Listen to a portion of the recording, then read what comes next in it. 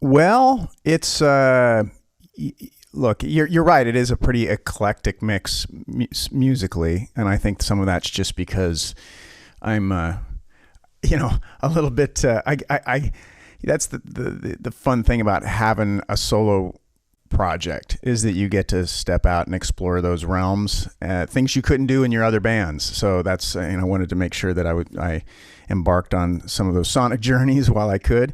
And as far as the material, it was definitely informed by last year. Obviously a unique time in our history, and so there was plenty to write about where it was just really reflecting what was going on. I think it was just revealing how it was affecting me and from an emotional standpoint, and looking at the world around me, and really just trying to make sense of it all. Just in a way, it ended up being really cathartic for me, and hopefully it'll be cathartic for a listener.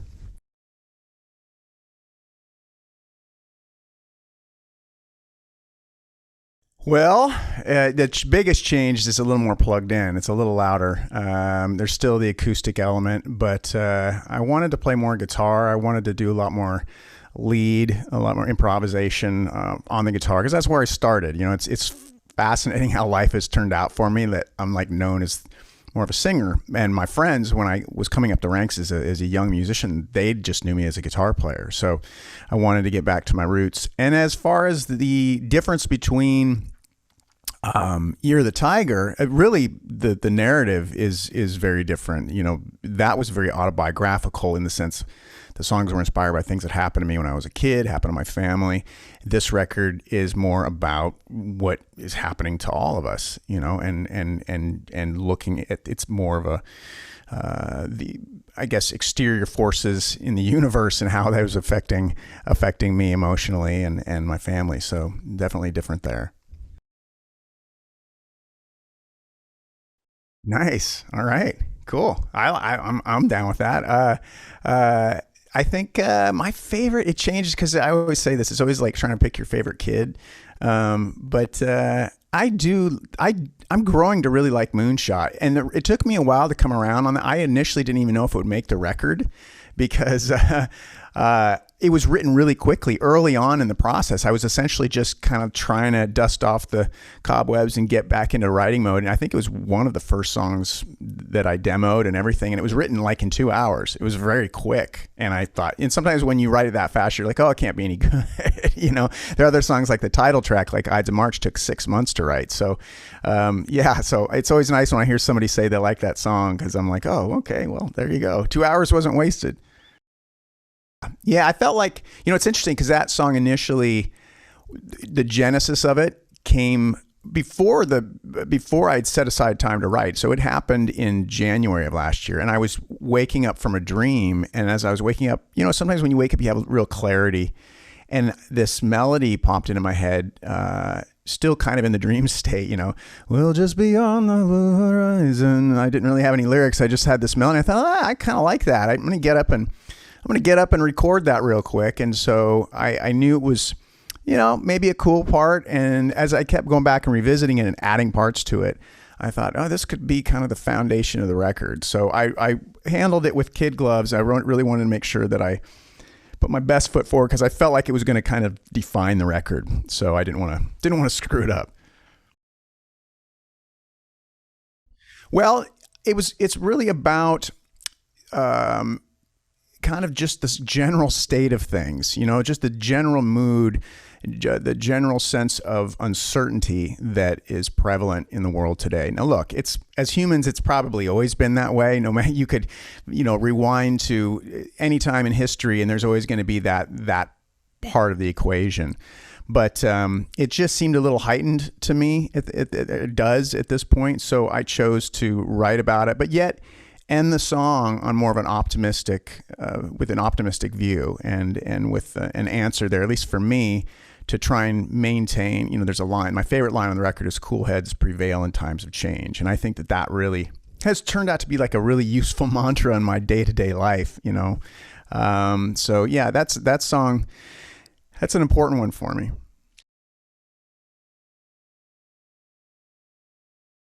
Yeah, it's really just to kind of chill out, you know?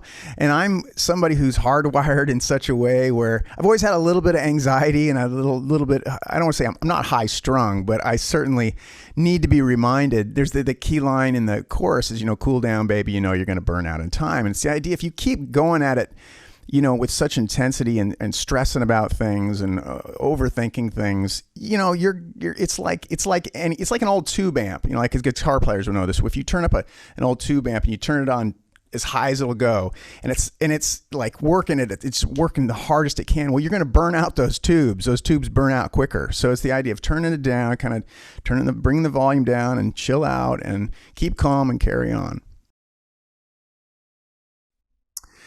Oh, geez. They're totally different. They're totally different approaches. I think that each one lets me scratch an itch. With Alter Bridge, it's more, I play guitar in that realm, so that's always good. Anybody who knows me well knows that's the thing that makes me happiest in the universe. So there's that. But with Slash, it's more blues based, and I love that. I love singing over that. So when he hands me some music and then I put my melody and my lyric to it, it's always like it's so different from what Alter Bridge does. I think if both of them were more similar, it would become redundant. And now I've got the solo stuff as well. So it's like I feel like I can, in the solo thing, I can make country songs if I want. It's just I'm in a really awesome position right now as a creative person because I always get to explore and do different things depending on the album cycle I'm in the middle of. Well, initially I wrote songs. That's all I did. I mean, this record consumed me for months and months and months, so that was great. Other than that, I have learned to watch. I've learned the art of watching television, like a lot of us, and discovered there's a lot of great programs out there.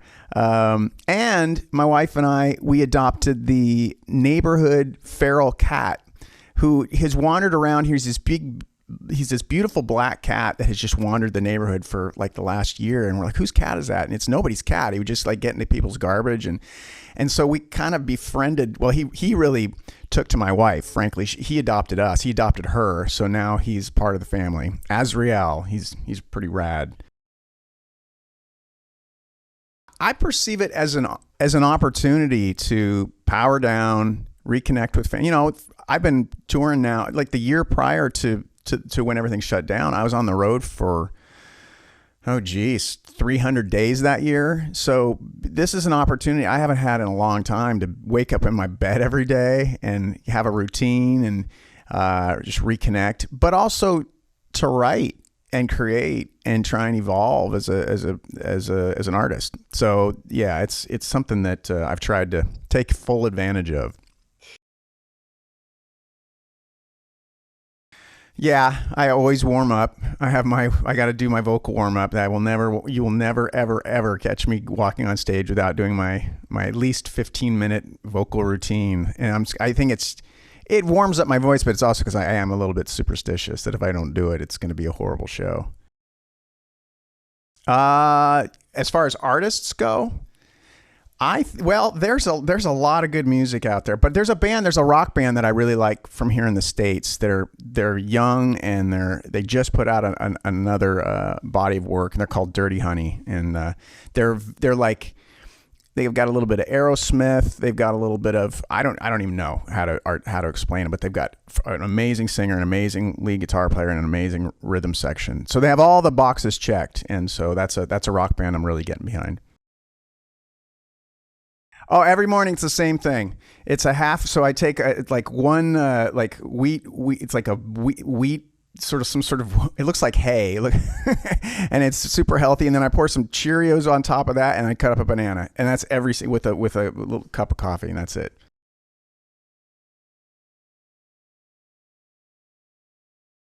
Yeah, I mean, to me, rock star is like larger than life. They've got like this persona and they dress very, very flamboyantly, or they have a thing that they do on stage that is, there's an element of danger. And I've always said that I'm about as dangerous as a batch of Shih Tzu puppies. There's no danger there. It's just, I just love making music. I've always kind of looked at myself as, a musician or a songwriter, more than anything.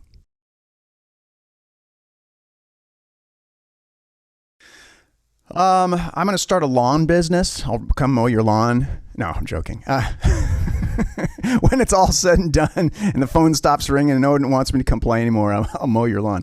No, I think this is it. If I can balance all three of these things as long as possible, I'll keep doing it.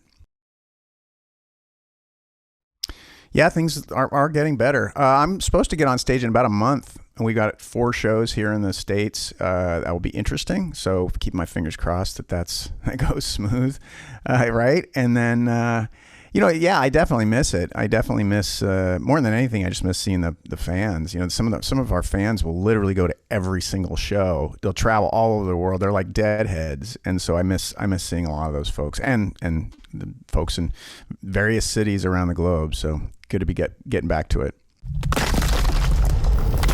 Rockland Radio. Bester Rock and Pop.